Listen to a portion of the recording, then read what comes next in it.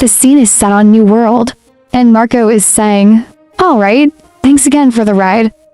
Shanks replies, "You're really not going to join the crew, Marco?" Marco laughs and replies, "Quit dreaming. I'm way too old and worn out to keep playing babysitter for the great pirates." Shanks says, "Hey, it's not like I'm a handful or anything. Back me up here, Beck." Lucky Roo laughs. Marco flies away and says, "See you around." Then the scene shifts to Wano, where Luffy says, "Seriously? You're not leaving with us? Come on, be a pirate." Yamato says, "You probably already know this, but that forest guy was only driven off, thanks to whoever caused that immense burst of haki." Zoro says, "Kaido might be gone now, but his absence has opened the floodgates for guys like that to pour into the country." Yamato smiles and says, "Can't just abandon everybody now, can L? Besides, I doubt either of us would enjoy our adventures if we were always worrying about Wano. But man, I still really want to be one of you. To be a real crewmate." Luffy says, "I guess you've got a point.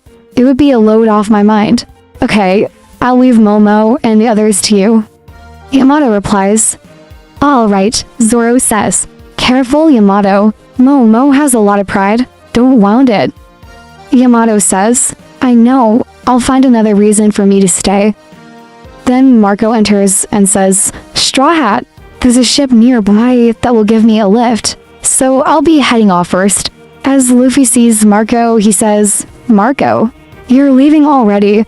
Marco says, "Yeah." Luffy says, "You saved me back in the Summit War, right? I never got to say thanks." Marco says, "Back then, we all seemed so ready to spring into action. Makes you wonder why, doesn't it, Jinbei?" Jinbei laughs and says, "That was a while ago." "Who could say?" Marco says. "I'm sure Ace would be proud to see how far you've come." "Yoi." Luffy smiles and says, "Oh yeah." And Marco says, "Stay strong." And he leaves the island. Then the scene shifts to Amazon Lily, where Boa Hancock is wounded and says, shyly, "I think I'd better go and marry Luffy." The old grandma says, "You always think that." Earlier a few weeks ago, someone shouts, "The gates are down. We're under fire. The Kuya are resisting." A Navy Vice Admiral says, "Deploy the new pacifistas. The Seraphim should be on the front lines." Then we see the Kuya pirate struggling with the Seraphim, who looks like a child but is very strong. Suddenly a Marine soldier shouts, "Warship spotted. Watch the stern." Another says, "Attention, report from the shore. Pirates incoming." The Navy alerts that an Emperor crew is here, and it's the Blackbird pirates. Then Blackbird is shown with his crew, laughing and saying, "I have come for the pirate Empress. I won't let a power like hers fall into the Navy's clutches." A girl from the Blackbird pirates says, "That Hancock, what a gorgeous face. Her head will make a wonderful trophy after I wring her neck." Blackbird said, "You can have your way with her after we take her powers." Vasco Shaw interjected, "Hang on. Don't you think we could have more fun with her if we took her alive?" As Blackbird catches sight of the Marines, he punches a crack in the air and snarls, "I'm not here for you fleas." He bellows, "Get out here, Boa Hancock." Kobe sprints into the main hall panting. "Can't say I'm surprised. We expected other pirates of the former warlords." Addressing Hancock, he says, "The Navy isn't looking for a fight.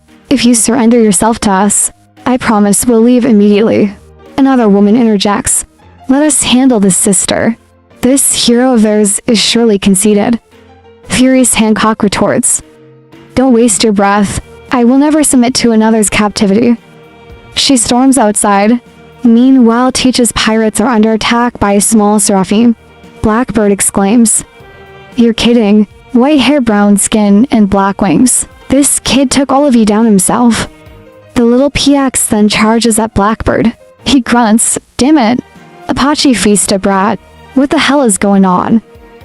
Struggling to fend off the attack, he finally unleashes his power, shouting, "Black hole." The surrounding area is destroyed. The next scene shows Hancock turning Navy soldiers into stone. Helmipo and a vice admiral are also petrified. Kobe shouts to the Pachifista, "Hey, Pachifista, stop that. You'll smash the people who have been turned to stone. Stop right now." That's an order. As Hancock readies her attack named Perfume, Blackbird suddenly appears and snatches her by the neck. Laughing, I see they don't call you Empress for nothing. Most of the morons on my crew are petrified. You sure got us good. Kobe thinks frantically. What do I do? Everybody's been turned to stone. Blackbird sneers. I've had my eyes on your power for quite a while. Hancock's voice boomed through the room. My beauty is what makes this power formidable. If you kill me, your little friends will remain statues forever. Whoever inherits my power won't be able to release them. Kobe thought to himself, I knew it, Boa Hancock is far trickier than anyone expected.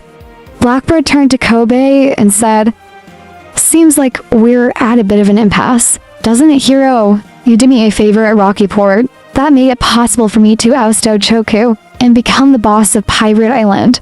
If I unhand the woman, do you reckon she would play nice and change everyone back to normal? Kobe replied cautiously. It'd be a headache for me if she didn't restore the Marines.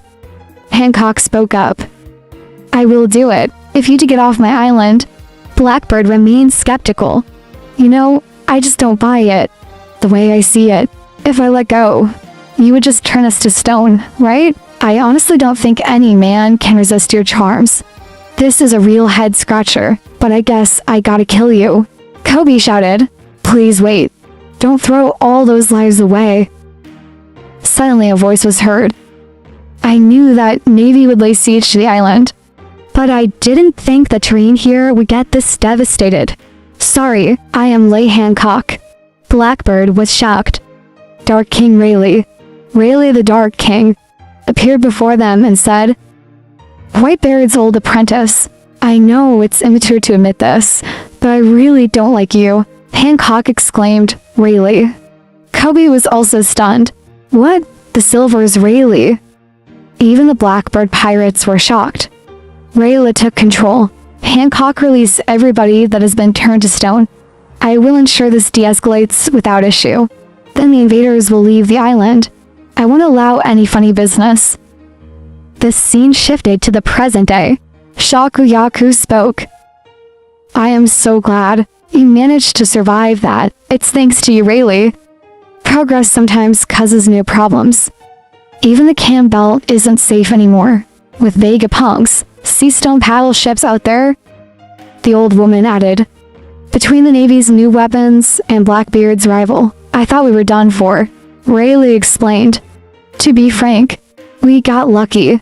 Circumstances allowed me to resolve things with my reputation. I've gotten old. I'm pretty certain I wouldn't win a head-on fight against Blackbird these days. Hancock looked confused and said, From the sounds of it, the Navy is looking to replace the 7 warlords with those new weapons. The other girl chimed in. Even after everything, those 2 didn't have a single scratch on them. It was bizarre. One of them looked just like Big Sis did when she was a kid.